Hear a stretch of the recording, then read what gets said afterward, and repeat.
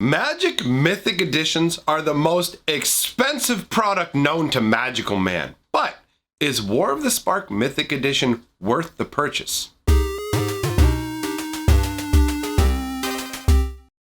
Greetings, owners of fine luxury cardboard rectangles. We are here today to talk about the newest offering from Wizards of the Coast, and that would be War of the Spark Mythic Edition. Some of you will be familiar with Mythic Editions because this is actually the third time that they are doing a Mythic Edition, which shows that clearly this has been a well-selling product as far as we've been going along. Because Wizards of the Coast has the habit of discontinuing, most of the time quietly, but sometimes a little more loudly, discontinuing products that don't seem to be selling well. Now, the Mythic Edition is a weird beast. This isn't something that you will normally be able to acquire at like an LGS or anything like that. You have to actually purchase it directly from Wizards, more specifically from Hasbro.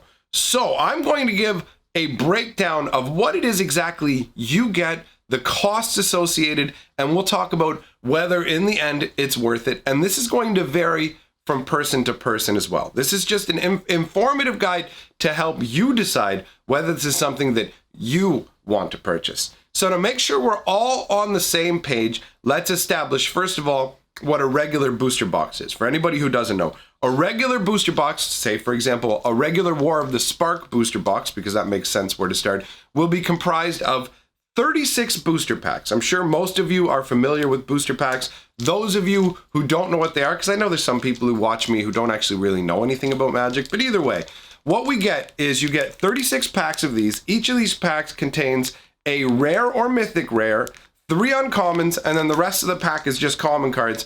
And then sometimes there's a special foil version of cards included, and that's all shiny and beautiful and reflects the light and actually picks out different elements of the artwork. So I enjoy foil cards. Now, the Mythic Edition is both a beefier offering and a less beefy offering, depending on how you look at it, because the Mythic Edition has something that regular boxes don't, but also is lacking some of the packs that a regular box does. Normally, when you buy a booster box, you get 36 booster packs. When you buy a Mythic Edition box, you only get 24 booster packs. So instead of 36, you're getting 24 packs. So essentially, a War of the Spark booster box has 50% more packs than a Mythic Edition. Or if you want to go in the reverse way of looking at it, you can say a Mythic Edition is missing 1/3 of the booster packs of a regular box. It really depends on what your preferred way of looking at it is.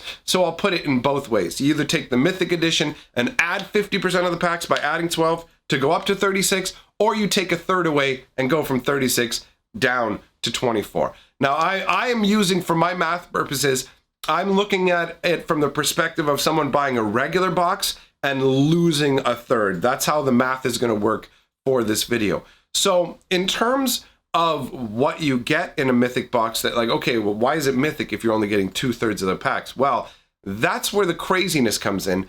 And that's where we look at foil, special edition, full art Planeswalkers. And I do have to put the full art in quotations because their idea of full art is a little bit different than what it used to be. Full art used to be the entire card would be artwork with no text on it. Now, when you look at these Mythic Edition Planeswalkers, they will have text in their text box. The artwork just goes all the way out to the border, and you can see it also behind the text box. But with regular Planeswalkers, you can also see the artwork behind the text box. So really, for them to say full art, it's really just extended borders and not traditional full art to me. But the catch with these Mythic Edition sets is that you get 8 Planeswalkers that have brand new artwork and this special treatment. And without further ado, let us take a look at all 8 of these Planeswalkers. So we're going to start out by looking at the most important Planeswalker. This is the most pivotal piece in the box.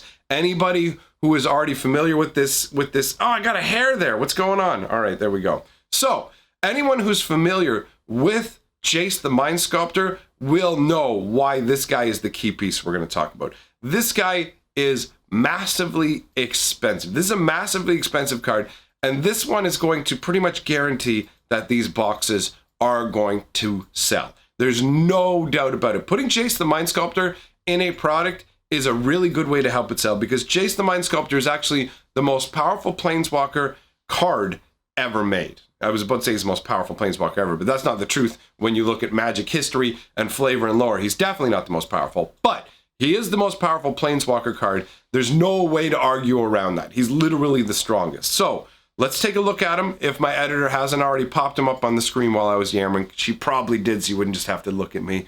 So 2 blue, 2 colorless. His first ability, and he's got 4. His first ability, +2. Look at the top card of target player's library. You may put that card on the bottom of that player's library. 0. Draw 3 cards, then put 2 cards from your hand on top of your library in any order. -1. Return target creature to its owner's hand. -12. His ultimate. Exile all cards from target player's library. Then that player shuffles their hand into their library. It's actually very similar to the new Nicol Bolas's ultimate in the way that it affects somebody's deck, where it's like, you're going to get decked soon. But Jace is an incredibly oppressive card. He's very strong. This guy wins games. So he is an expensive piece that people will be seeking. He is going to help sell these boxes like nothing.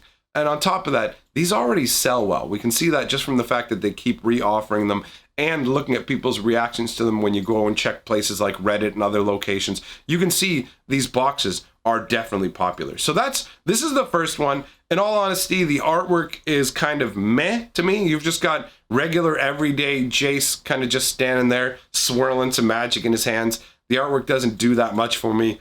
Pretty standard fare. Next up, we've got Ugin the Spirit Dragon. This is not the Ugin that's in War of the Spark. What you have to bear in mind is the Planeswalkers that they include in the Mythic box set are not standard legal unless they happen to be in standard at the time, and they only choose a few Planeswalkers from the current set. You would think with the Mythic edition they would be selecting Planeswalkers from the set entirely, but they only give us a couple. And my reasoning behind that is that they want to save Planeswalkers to add into other sets to try and encourage people to buy those as well. So they will use the rest of these War of the Spark Planeswalkers, the good ones, in future Mythic sets. I don't expect all the Planeswalkers that show up in War of the Spark to get this treatment. I expect only the truly powerful ones, because honestly, if you look at something like Teo the Shield Mage or the Wanderer, those as Mythic editions are not going to boost sales and are going to be a real letdown. So the Ugin we're dealing with is Ugin the Spirit Dragon. This is a previous printing of Ugin. 8 colorless. His +2 ability has 7 loyalty. His +2 ability is to deal 3 damage to any target. He has a -X ability. Exile each permanent with converted mana cost X or less that's 1 or more colors. I like that 1 or more color ability. It ties into the same concept as the Ugin that we see in War of the Spark. And then the -10 ultimate, you gain 7 life, draw 7 cards, then put up to 7 permanent cards from your hand onto the battlefield. Now this is fun because it ties into the whole concept of Ugin and Nicol Bolas are brothers. And Nicol Bolas will have an ultimate that makes your opponent lose 7 life, discard 7 cards, sacrifice permanents in play. So Ugin pretty much does like the opposite. They're 2 sides of a coin, which is very cool. And the artwork on Ugin is fantastic. He looks great. I love it. He's a spirit dragon, in case you didn't know. And that's why you see all these kind of like ephemeral trailings coming off of him, like ephemeral like spirit smoke that's coming down off of his lit horns and like leaking down off of his admittedly angelic looking wings. He doesn't really have he doesn't have that draconic, like stretched kind of leathery bat wing look that a lot of dragons have. He has a feathered look, which I like. Overall, he looks very spirit-like and majestic. This artwork gets a big thumbs up from me. So I really like Ugin the Spirit Dragon here. Now let's move on and look at some more of these Planeswalkers. Next, we've got one that's actually in War of the Spark, and that's Gideon Blackblade. 2 white and a colorless for a creature that, as long as it's not a creature, I call him a creature because as long as it's your turn, he's a 4/4 human soldier creature with indestructible that still counts as a planeswalker. So my brain treats Gideon as a creature, even though he is definitely a planeswalker. Prevent all damage that would be dealt to Gideon Blackblade during your turn. So it's pretty cool. On your turn, he's a creature that can't take any damage. And +1, up to 1 other target creature you control Gains your choice of Vigilance, Lifelink, or Indestructible until end of turn. And I understand why they said one other target creature. It would be kind of too powerful to have him gain these abilities for the mana cost that he costs, but at the same time, it doesn't make sense why he can't give himself these abilities. You can infuse them in others, you can't infuse them in yourself. Come on, buddy. And the ultimate, -6, exile target non-land permanent. So, admittedly, his ultimate is kind of underwhelming, but at the same time, he's pretty powerful. I mean, for 3 mana, you get a 4/4 creature that can't be hurt on your turn, and he can boost other guys while increasing his loyalty. So he's not too terrible. Honestly, when I look at the artwork, I like the Blackblade with the black essence trailing off it. It's fun, the concept of a white creature like wielding like a tool of evil, because that's what the Blackblade used to be, right? Back when it was wielded by Dak and Blackblade and Corlash and all them. And Gideon has kind of redeemed the Blackblade in a way, which is fun. I like that story. And then the artwork behind him is this idyllic looking, like, here you go, check out this city. I think this is, the thing is, it feels like this is actually Dominaria. I mean, I know War of the Spark takes place in Ravnica, but if you look at the artwork, you can see that there are a bunch of stained glass windows in the back. And this feels, it really feels Dominarian, honestly, with the color scheme and everything. It feels like he's on Dominaria. And possibly he is. Maybe they just played it fast and loose. But either way, overall, the artwork's pretty good. I like the colorful nature of his outfit. His head feels too small, though. Every time I look at this, I think Pinhead. He's got a tiny little pinhead. And that's a fail for me. But overall, the art looks pretty good. We're not going to be able to say that about the next card. I mean, we'll get to the art last, but trust me. All right, Tezzeret the Seeker. 2 blue, 3 colorless. He has 4 loyalty when he comes out. +1 loyalty. Untap up to 2 artifacts. -X loyalty. Search your library for an artifact card with converted mana cost X or less and put it onto the battlefield. Then shuffle your library. And -5. Artifacts you control become artifact creatures with base power and toughness 5/5 until end of turn. So obviously, he is very artifact based. Overall, not too shabby a card at all. But the artwork, oh boy, the artwork. He looks terrible. His head doesn't look like it fits on his body. His body looks like a lithe Cirque du Soleil acrobat dude, and his posture kind of gives that vibe too. He's got a weird metal crab claw pincher kind of thing going on, and then he's just got like he's got an old man's head grafted on there. He's got Uncle Strange's head just grafted onto his body. And there is a reference that like 4 people who watch me tops are gonna get. But either way, he's got Uncle Strange's head on Tezzeret the Seeker. I'm gonna call him Uncle Strange the Seeker. Let us move on to a card that I am glad to see included, because I'm a Garruk fan and I'm looking forward to seeing Garruk's return. So we've got Garruk, Apex Predator. Another Planeswalker with 4 abilities, but nowhere near the level of Jace. So he's 1 black, 1 green, and 5 colorless. This is after he's been cursed by Liliana. So he's got 5 loyalty. His first ability, +1, destroy another target Planeswalker. Wow, that's pretty epic. It makes him feel pretty strong, where like that's like a bonus increasing ability, just destroy a Planeswalker. And this is a great time to bring that kind of a Planeswalker with ability back, because War of the Spark is loaded with Planeswalkers. His second ability, +1, create a 3/3 black beast creature token with Death Touch. These are some potent abilities. He can only have them like this because he costs so much to put out.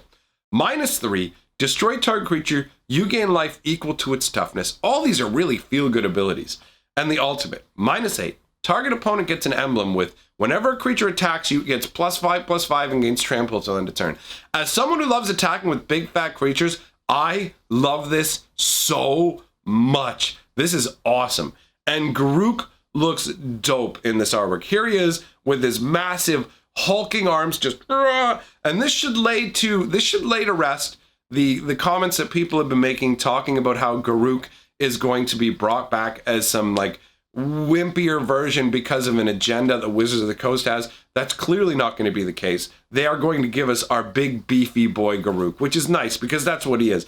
And I like the fact that the artwork behind him shows a sickly corrupted, swampy kind of forest. You've got a lot of green, but you can tell that it's kind of stunted growth. It even looks like the tree behind him is kind of reaching out. It's got kind of like a cursed forest vibe, and that makes sense. And you can see in Garruk's arms, you can see like the purple veinage and stuff. That's a sign of the corruption that was inflicted upon him by Liliana. I really like that. I'm looking forward to see how they resolve that story, because it looks like they're going to make Liliana into a main character, like even more of a main character, and put her right at the forefront. So if they bring Garruk back while that's going on, it'll be interesting to see how it goes. Let's take a look at the next Planeswalker. This is one that's actually from War of the Spark set. That is Nicol Bolas Dragon God, 1 blue, 3 black, and a red to put out. He has the ability at all times. He has all loyalty abilities of all other Planeswalkers on the battlefield. That's a really interesting ability. I like it. And that's a fun way of tying into the War of the Spark, stealing everybody's Spark concept. So that works really well. Then his +1 loyalty ability is you draw a card, each opponent exiles a card from their hand or a permanent they control. That's a really solid +1. -3, destroy target creature or Planeswalker. You can wipe out anybody. -8, each opponent who doesn't control a legendary creature or Planeswalker loses the game.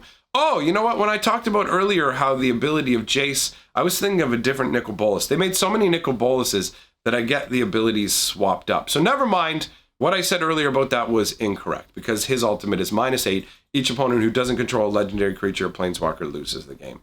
That's interesting. Obviously, you can set it up so that they don't and then just go, I win. And that's cool. Having an full-on I win on Nicol Bolas for this is all right, even though, I mean, he doesn't win. He just ends up getting banished to the meditation realm, where we will see him come back. But let's take a look at the artwork, because it looks awesome.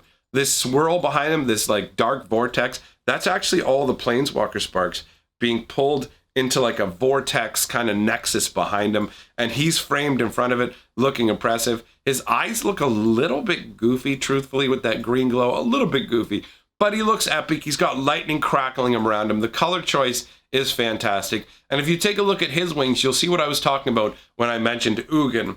How Ugin has those kind of feathery angelic wings. Nicol Bolas has the more traditional leathery sort of bat wings where you can see the veins and lines running through it. They look very thin, like a thin membrane stretched over the bones, those light hollow bones that would be used to give him flight.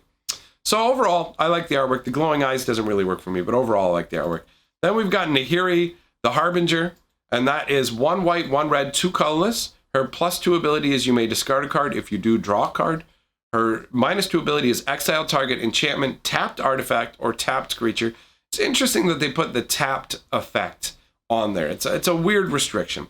-8, her ultimate is search your library for an artifact or creature card, put it onto the battlefield, then shuffle your library. It gains haste. Return it to your hand at the beginning of the next end step. Wow, that's really underwhelming. This Nahiri is really not a feel-good Planeswalker. She's pretty disappointing, truthfully. It's okay. I mean, you do get to search for something and put it straight into play, but it doesn't feel as, I mean, you'd have to see it in action to really see it being beastly, but she is underwhelming. Her artwork, however, is fantastic. I love the pure red rage energy of everything behind her. Everything is red. The sky, the clouds, the land, the mountains, everything is different hues of red. And then you have an even more intense red as she's sending flaming molten rock swordsy, because that's her power, is to deal with like rock. So I imagine that underneath this is essentially a stone blade that's been superheated to intense temperatures. That's pretty impressive.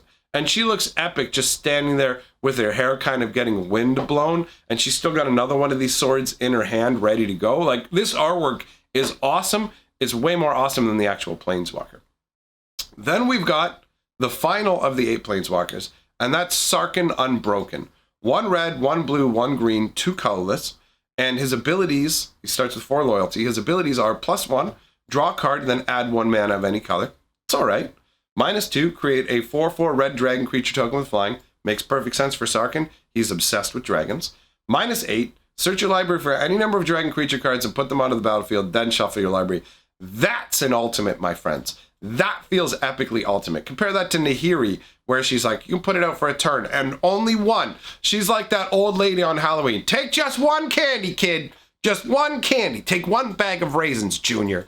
Whereas Sarkin's that guy who just leaves the bin out on the front porch and fist as much candy into your bag as you can, kid. Get it, son, get it. You get to go through your deck and get any number of dragons, and that feels real good.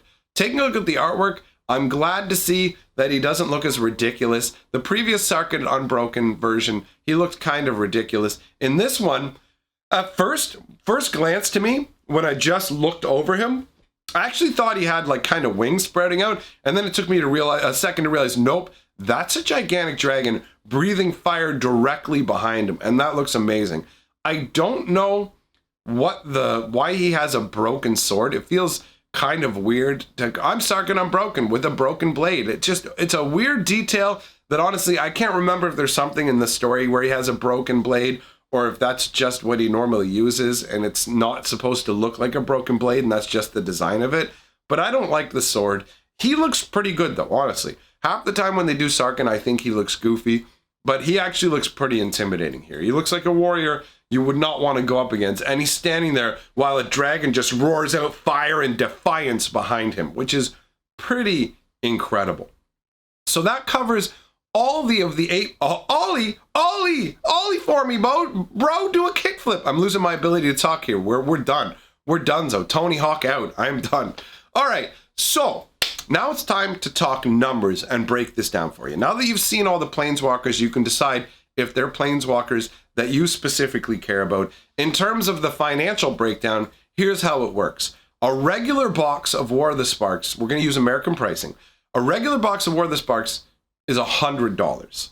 A Mythic edition is $250. So you're paying $150 more. Basically, you're paying 2.5 times the regular price of a booster box, and you're losing a third of the pack. So you need to bear that in mind. You only get 24 booster packs. Now, these 8 planeswalkers will be in those 24 booster packs, and they do not take up the rare/mythic rare slot. When we talked about the booster packs earlier, we said each pack comes with either a rare or mythic rare. So each of these 8 booster packs with the planeswalkers have an extra card inserted in them. The planeswalker is included additionally. So you still get 24 regular packs of War of the Sparks on top of the 8 mythic planeswalkers. They will not absorb up your rares. It's not just you get only 16 regular rares or mythic rares, and then these 8 planeswalkers, you get the full 24 rares and mythic rares and the 8 planeswalkers. So you are losing a third of the box, which means that if you were to take the $100 value of the box and go, okay, this is what we use for the base valuation of booster packs, that means the 24 booster packs that you're getting account for roughly $70. I mean, it's 67, but it's way easier to round to 70 for the purposes of what we're talking about. So basically, out of the $100, you're getting $70 worth of booster packs. And then the rest of that value, the rest of the $250. So you need to get another $180 worth of value out of these planeswalkers. Now, can you do it? Yes, you definitely can. What I've done is I've gone back and reviewed the prices of all of every single Mythic Edition Planeswalker. There's been 2 of these sets so far. Each one has 8 Planeswalkers in them, okay? They're all similar. I went and looked over the prices. They have not suffered price drops. In some cases, some of the cards have actually moved upwards. The absolute floor, the absolute minimum that any of these Mythic Planeswalker cards from any of the Mythic sets sell for is $20 American. And there's only one that's at $20. The overwhelming majority of these Mythic Planeswalkers are valued at $40 or higher, with Teferi currently the king at $210 just for the Mythic edition of Teferi. So if you had bought the Mythic edition of the box that included Teferi, just the Teferi is going to eat up that $180 gap for you, plus give you additional value, and you have the other 7 Mythic Planeswalkers. Will that happen with this box? Yes. You better believe it, because it has Jace the Mind Sculptor, and Jace the Mind Sculptor is actually even more valuable than Teferi is. When you look at the prices of Jace the Mind Sculptor, you cannot get a foil Jace of any type whatsoever for anything less than $150. Currently, foil Jace the Mind Sculptors run from $150 for the Eternal Masters and from the Vault versions, And actually, sorry, I'm misspeaking here. It's only the From the Vault version of Jace the Mind Sculptor that's $150. The Masters 25 foil is $200. The Eternal Masters foil is $250. And the World Wake foil is $600. So the scale range of prices is $150 base floor price for Jace all the way up to $600. Now it's not going to go all the way up to $600 because the World Wake printing is the original printing, and those tend to hold the highest foil values over time for this sort of thing. But it could easily end up beating out the Eternal Masters foil version and the From the Vault foil version. So we could see this. Now I could be wrong about this because there are multiple printings of Jace the foil, but this one is alternate art as well, right? We're not looking at the same artwork as before, because when you look at all the other Jace the Mind Sculptors, they all have the exact same artwork. So this will be the only Jace with this artwork. It could easily become a $300 or $400 foil on its own. And the limited nature of this Mythic edition, they're only going to print 12,000 of them by their own admission. There's only going to be 12,000 of this box set, which means at most there'll be 12,000 of these Jaces out in circulation. So it's very easy to see this card all by itself equaling the additional cost over the booster pack. So that $180 gap that I was talking about that you need to close with the Mythics can easily be closed with Jace. But let's say that's not even the case. Let's take the lowest value Mythic Edition Planeswalker that there is for 20 bucks. Let's use that value. Well, if you look at that, then you've got 8 Planeswalkers. If you double that up at $20 a head, that's still $160, which almost closes the gap. And that's with every Planeswalker being valued at $20, which they won't be. They won't. There's only one out of all the Planeswalkers that were printed this way that's valued at that. So that's not even going to happen.